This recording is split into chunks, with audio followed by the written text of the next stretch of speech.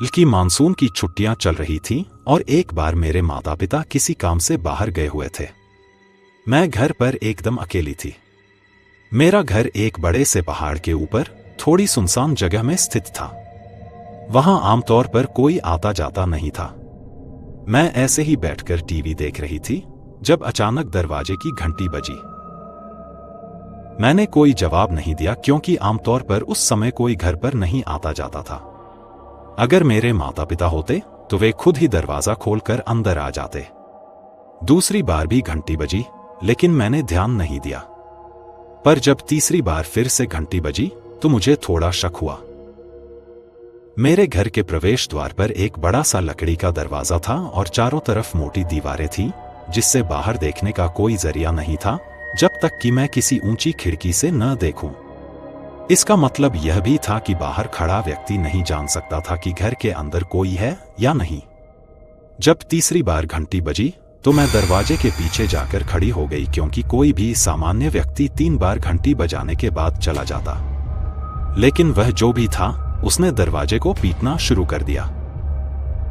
इससे मेरी घबराहट और बढ़ गई। तभी मुझे एक भारी आवाज सुनाई दी, मुझे पता है कि तुम अंदर हो, बाहर आओ। उस आदमी की आवाज सुनकर मेरा दिल दहशत से कांपने लगा। मैं यही सोच रही थी कि उसे कैसे पता चला कि मैं घर के अंदर ही हूं। कुछ देर की खामोशी के बाद वह आदमी चला गया, लेकिन मेरी हिम्मत नहीं हुई कि मैं दरवाजा खोलकर बाहर देखूं। मैंने तुरंत अपने माता पिता को फोन किया और पूछा कि क्या कोई घर आने वाला था। उन्होंने मना कर दिया कि कोई नहीं आने वाला था। मैं कुछ देर तक उस आदमी के बारे में सोचती रही, लेकिन फिर वापस टीवी देखने लगी। करीब 2 घंटे बाद फिर से डोरबेल बजी। इस बार मैं और भी ज्यादा डर गई। मैंने टीवी का वॉल्यूम कम कर दिया और धीरे धीरे पियानो रूम की तरफ गई, जहां से बाहर देखने के लिए एक खिड़की थी। मैंने खिड़की से बाहर झांका तो देखा कि दरवाजे पर एक अजीब सी दिखने वाली औरत काले कपड़ों में खड़ी थी। उसने काले हील वाले जूते, काली ड्रेस और एक बड़ी सी काली हैट पहनी हुई थी।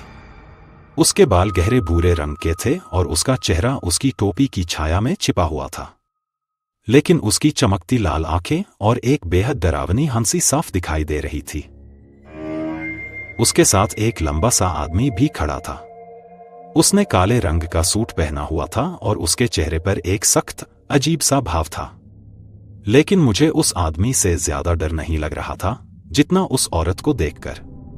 वह मेरे दरवाजे के सामने अपने चेहरे पर एक डरावनी मुस्कान लिए खड़ी थी। मैंने कुछ देर तक उन्हें देखा, लेकिन दरवाजा नहीं खोला। कुछ समय बाद वे वापस जाने लगे। वह आदमी भी उसके पीछे पीछे चल दिया। उस रात मैं सो ही नहीं पाई, बल्कि कई रातों तक ऐसा ही महसूस होता रहा जैसे कोई मेरी खिड़की के पास खड़ा होकर मुझे घूर रहा हो। मुझे आज तक नहीं पता कि वे लोग कौन थे। क्या पहली बार घंटी भी उन्होंने ही बजाई थी?